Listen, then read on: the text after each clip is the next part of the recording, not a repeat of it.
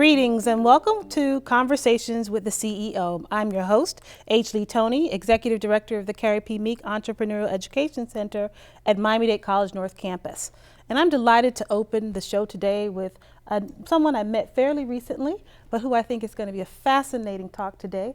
Her background, her enterprises are going to tell us a lot about particularly women as entrepreneurs, because I believe women do things differently. And what I sense about my guest today is that she's not afraid to lead like a woman. So Tina Howell is the CEO of 2 Wingstop companies, and she also has a company called Virtual Home Healthcare based out of Dallas. Welcome to Conversations with. Thank you. Thank you for having me. Glad to have you here.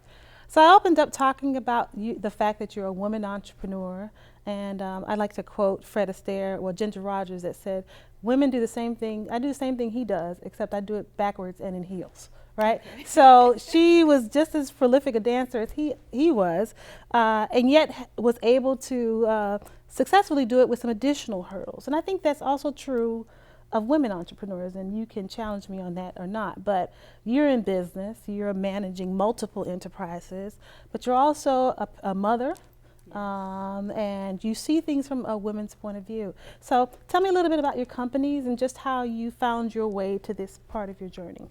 Well, I've always, I think, had an entrepreneurial spirit. I know in college I sold, I don't know if you remember Shackley vitamins. I do. I sold Shackley vitamins and makeup because I figured I could have my own business, make a little money on the side. Did pretty good, helped to pay some of the bills, pay for some of the pizza that we ate in the dorms. Exactly. But I never really liked a whole lot of structure. I liked being my own boss. I had a work-study job in college, and so there was a lot of structure. And I was like, you know what, I got to figure something else out. So I liked the Shackley thing because I was able to set my own goals. And I don't know, it was always me thinking that I would either own my own business or be extremely successful in a career. I thought I was going to be a medical doctor, and ended up just being a great business owner. I think our students are going to resonate to that piece about being your own boss, because there is the pace of entrepreneurial activity in this town, Miami, is at a pace I haven't seen in my nearly 20 years in entrepreneurship education. So you own a virtual home healthcare company, you own 2 Wingstop franchises. Yes. Which came first? So virtual home care came first, and I've had that about 18 years. And I got into home health care because I had an affinity towards taking care of the elderly and the healthcare profession. So I have a passion for that. We're getting older. We all get older. And in our country, I think I pay close attention to how we care for the elderly, opposed to maybe like the elderly are cared for in Asian countries. Sure. So, yeah, I did that for about 18 years. It's been 18 years. Been a challenge. Had a business partner. Ended up splitting the company. So we had a couple of challenges there, but I love it. Would you say that your path to entrepreneurship has been a straight line, or has it been like a wiggly journey? A very, very wiggly journey. I like to say that because I think it's important for folks to know that you recognize that you want to be your own boss. You started a company. Having to dissolve a partnership is a pretty huge challenge. So I want to just call out for our audiences some of the pivots along the way, and have you talk to us about how do you sustain through all of that? Well, first of all, just deciding what it is I want to do, because I majored in chemistry, biology, then chemistry, and I said, okay, I'll be a doctor. That was the thing to do because I wanted to make a lot of money. That didn't work out, and so I said, okay, I'll become an attorney. I did a year of law school and flunked out. I was like, okay, that didn't work, so maybe I'll try to be my own boss and open my own business. So I tried a lot of small businesses, had some support from my mom. My mom helped me open a little corner grocery store, actually. She lent me the money, and in Liberty City. Very nice. Did that for a while. That didn't work out. And Eventually, I went on to teach school. I taught school for about 6 years and married, was a housewife. And then eventually said, okay, I can't sit at home, watch TV, do the housewife thing. I want to be involved. I want to help people, be involved, more active in life, make my own money. So I had a friend who had a consulting firm, and I got involved, and they helped me open the agency. I like your story. There's a lot of richness there, a lot of texture. And I want to call it another one of my favorite things. When you needed the money, mom helped you out. She did. I tell my students, that's the folks who are going to give you the money. It's not the venture capitalists. It's definitely not the bank. It's what we call friends, family, and fools. Those are the people that are going to help raise you the money. And the way that translates to today is crowdfunding, right? So a lot of new companies are crowdfunding. This is my story. This is what I want to do. Here, world, help me, give me the money, and for that, I'll give you a few perks.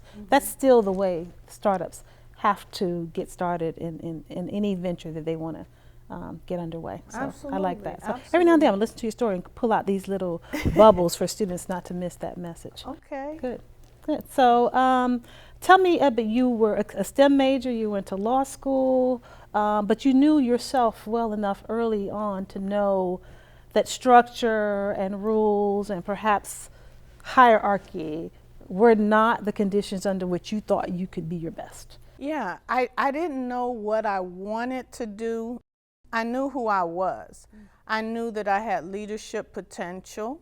I knew that I wanted to be successful. I felt in my spirit that I would be very successful in life. And I had very little fear of failure.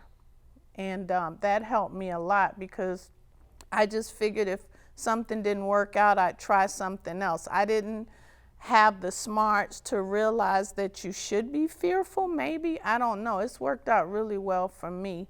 But I like starting things. I like creating things, building things. And so one particular industry wasn't attractive to me. That's why I'm in the restaurant industry, I'm in the healthcare industry, I do public speaking, motivational speaking. I like helping people, staying busy, creating, developing.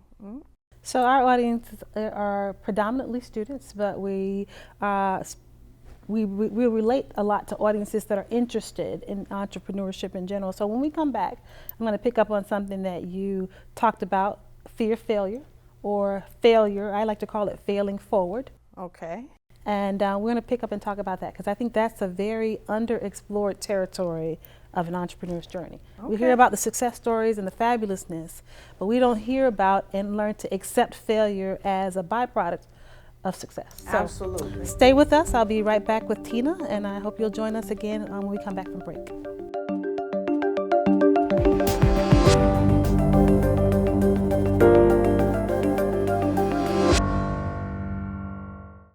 Be creative.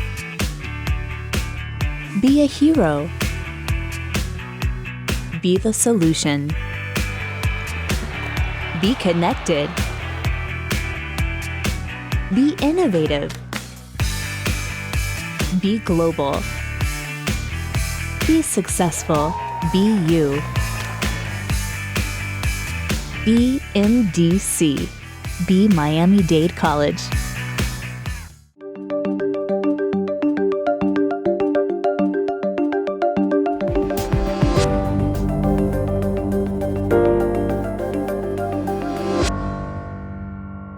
Welcome back to Conversations With. I'm your host, Leigh Toney, and my guest today is Tina Howell. She's the CEO that owns two types of companies, virtual home healthcare and 2 Wingstop franchises. Yes. So how do those two things go together? I know you talked about your concern for the elderly and your interest in being involved in a lot of different things. So what led you down the restaurant hospitality pathway? Okay. First of all, they don't go together at all, other than meeting my desire to make a lot of money.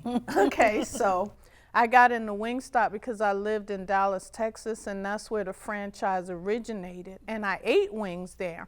And when I decided to move back to South Florida, Dade County didn't have any Wingstops. And I said, well, where am I going to get my lemon pepper wings from? And I visited with a restaurant owner, and they were gracious enough to tell me what the profit margins were. And I pulled my calculator out and did the numbers, and I said, yeah, that would work, because I actually had recently gone through a divorce. So I was a single parent, moving back home, needed to make more money, and I figured it would work. And I was like, yes, great. So I researched it, gathered up. I think we had to put about 30% up to get a loan for a restaurant. And at the time, it was pretty easy for me because I maintained great credit, and I had the 30% to put up. And I did the first Wingstop in Dade County, and it's been lucrative. It has been. That's a very popular franchise, particularly in urban markets like Yes. Miami. Yes. So yeah, people are very particular about their Wingstop, their lemon peppers. Yes. I've heard a lot about it and I've had it and enjoyed it myself. But so you moved from enterprise to enterprise. We talked a little bit before the break about failure, and I'm beginning to think this word failure has really been, I think, improperly branded, right? None of us has a script for how any of this is supposed to go. And so you're going to make some decisions that are going to move you forward. You're going to make decisions that keep you in place, and you'll make some decisions that move you 10 steps back. I think that's just the process. And so are people intimidated by failure, or how do you manage when things don't quite go the way you might have anticipated? I think we put too much attention on the definition of the word failure. When we had this what was it, about 2006, when the real estate bubble burst and there was a lot of financial strain in society, in the United States, turmoil, let me say. I read, and I don't remember where I read it, but I read that a lot of the older investors, business owners fared extremely well.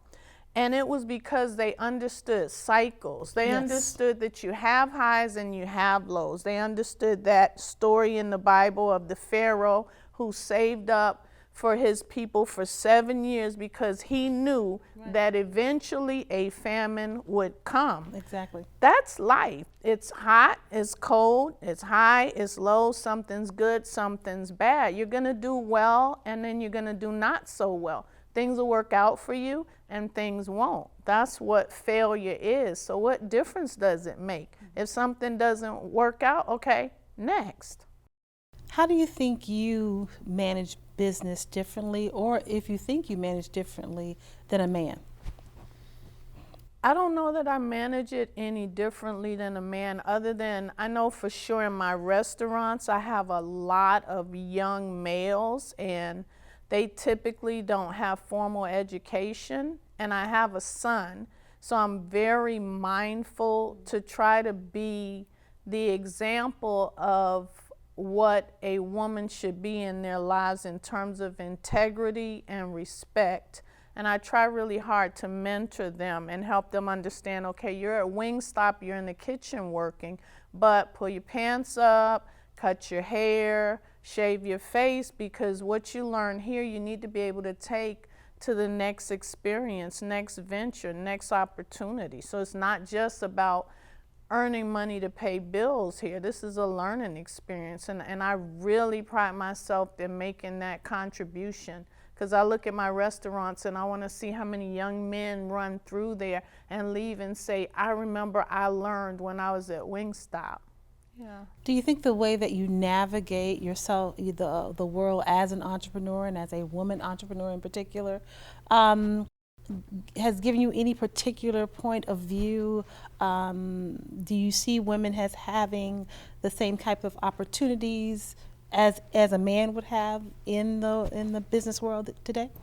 I don't. In some instances I do, in most I don't, but my personality and my choice is one where I don't focus on those types of deficits per se, because you get more of what you think about.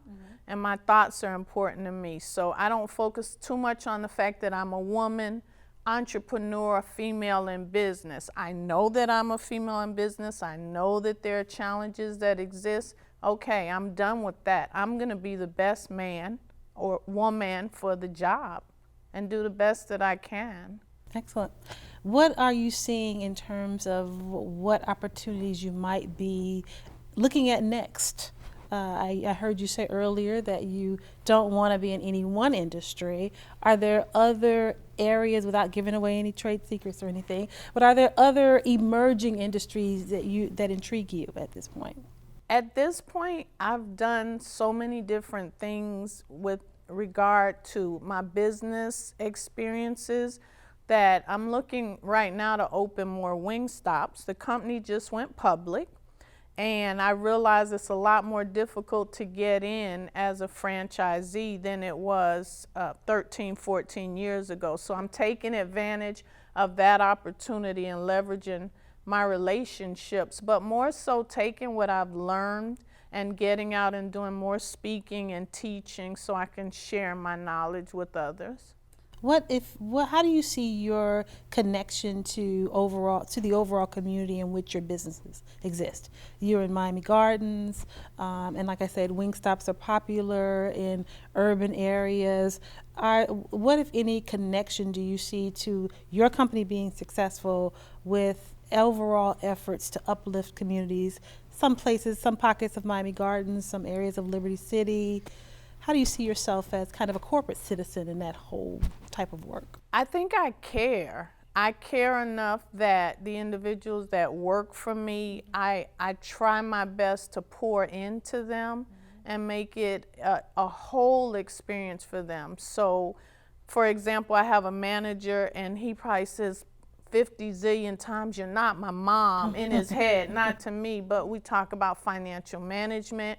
We talk about parenting, we talk about how we articulate, and I teach him, and then I utilize what I teach him for him to share with the employees that work under him. So, like I said earlier, I like to see my employees go out, and I've had my employees get positions with other restaurants and come back and say, "Wow, what I learned there helped me with the next opportunity." And also, it's a business that's funding the economy and creating jobs in Miami Gardens. Excellent.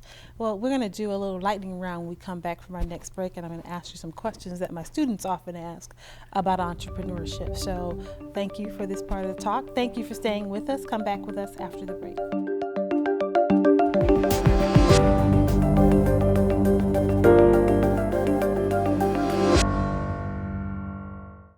Be creative. Be a hero. Be the solution. Be connected. Be innovative. Be global. Be successful. Be you. Be MDC. Be Miami-Dade College.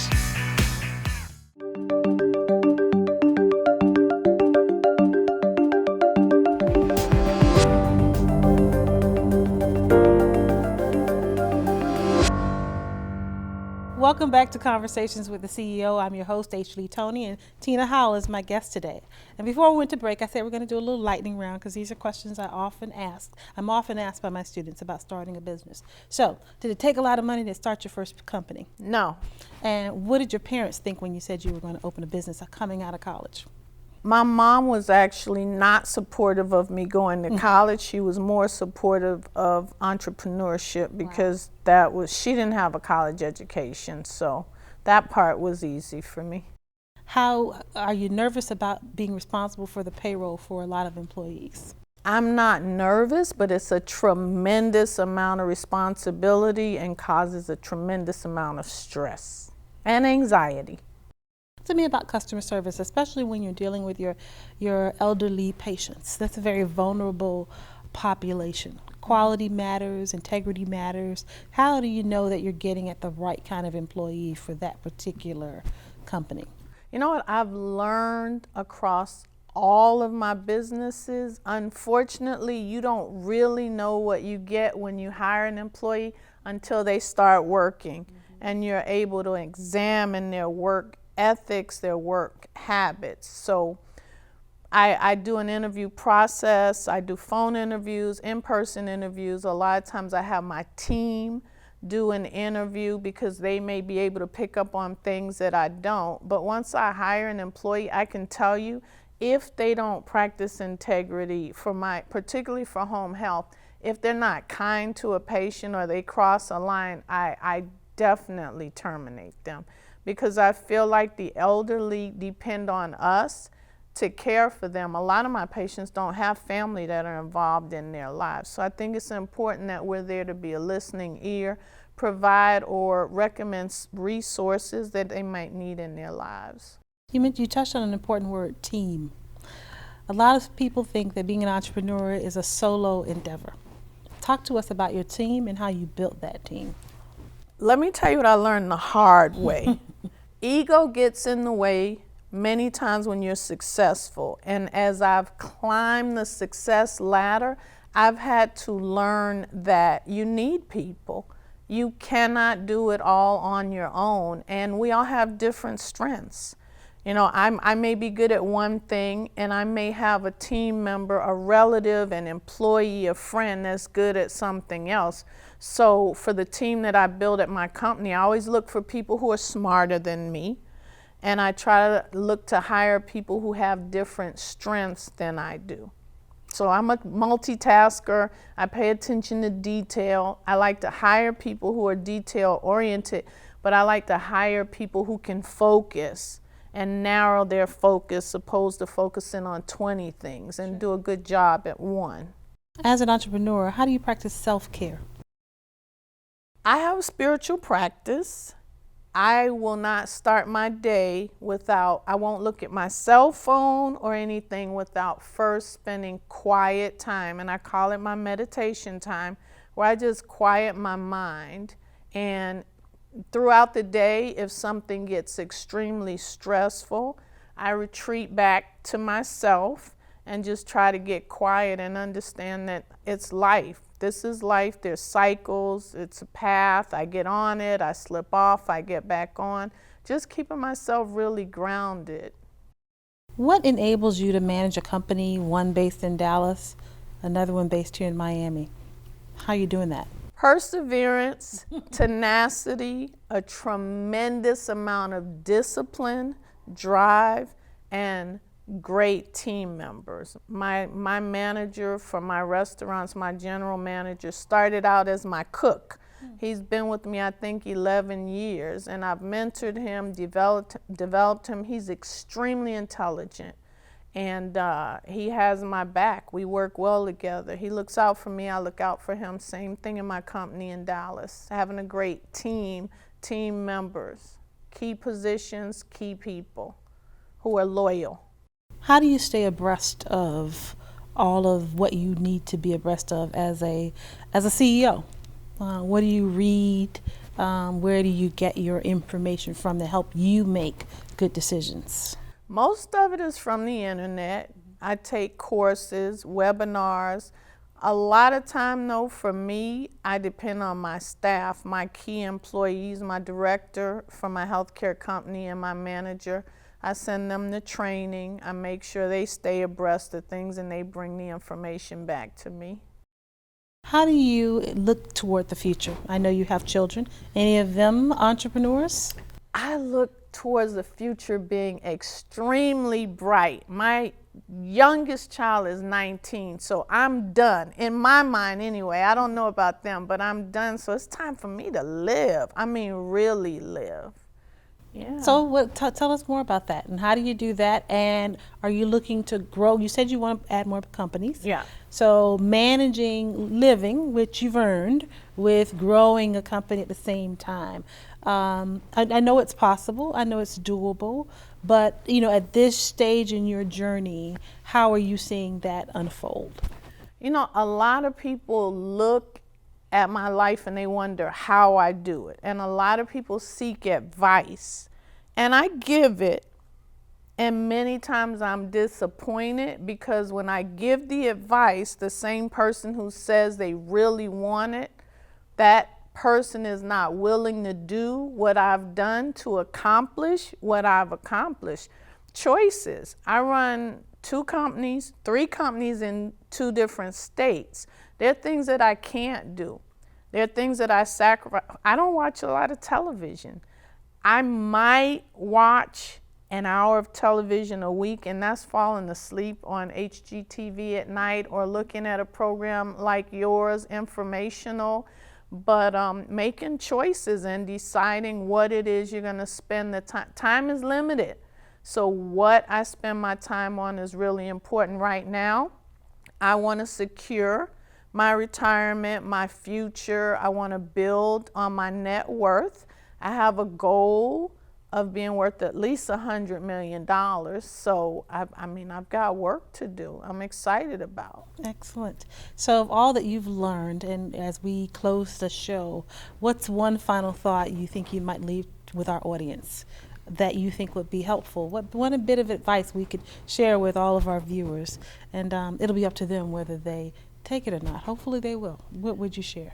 I think getting advice is important, but making sure the advice that you're giving is the right advice, because I shy away from negativity. I tell anyone watching, if you have negativity within yourself, get rid of it.